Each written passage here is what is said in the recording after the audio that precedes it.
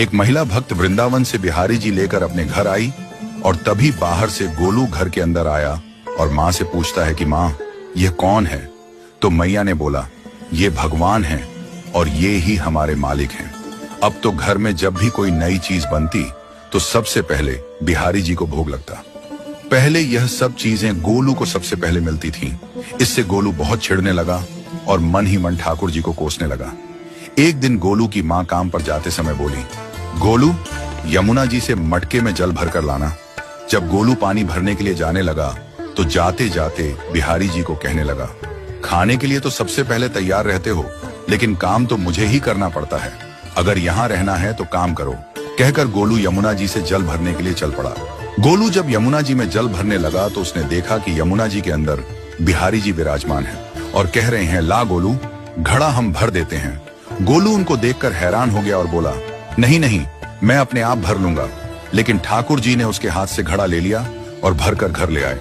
गोलू घर आकर डर रहा था कि अगर माँ को पता लगा कि मैंने ठाकुर जी से काम करवाया है तो आज मेरी पक्की पिटाई होगी।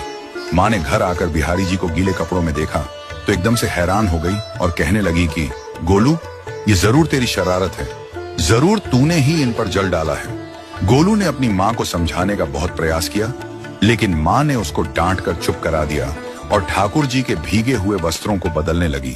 अगले दिन जब माँ ने गोलू को अनाज पिसवाने का काम दिया तो बिहारी जी फिर अनाज का कनस्तर ले आए और माँ को ठाकुर जी के वस्त्रों के ऊपर सूखा आटा पड़ा मिला।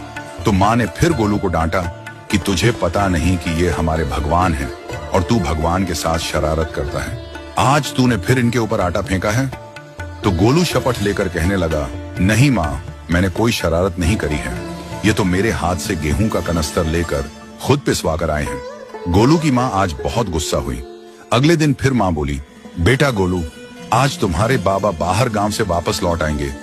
बस आज का ही काम है, तुम जंगल से थोड़ी लकड़ियां ले आना। गोलू फिर डर गया, कहीं ठाकुर जी फिर मेरे पीछे ना आ जाएं। गोलू ने माँ को बोला कि मैं चला तो जाऊंगा, लेकिन बिहारी जी को समझा लो, वो मेरे पीछे ना आई।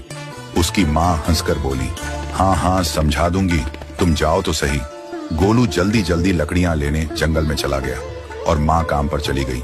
लेकिन उस दिन माँ काम से जल्दी वापस आ गई और देखा बिहारी जी अपनी चौकी पर विराजमान नहीं है। वह तो एकदम से घबरा गई कि कहीं गोलू की शरारत तो नहीं। वह भागी भागी जंगल की तरफ गई। तभी उसने देखा कि गोलू के साथ एक इंसान लकड़ियों को लेकर घर आ रहा है। गोलू की माँ यह देखकर हैरान हो गई कि यह तो बिहारी जी हैं। ये क्या हमारे भगवान हमारा काम कर रहे हैं? इसका अर्थ गोलू ठीक कह रहा था। वह जल्दी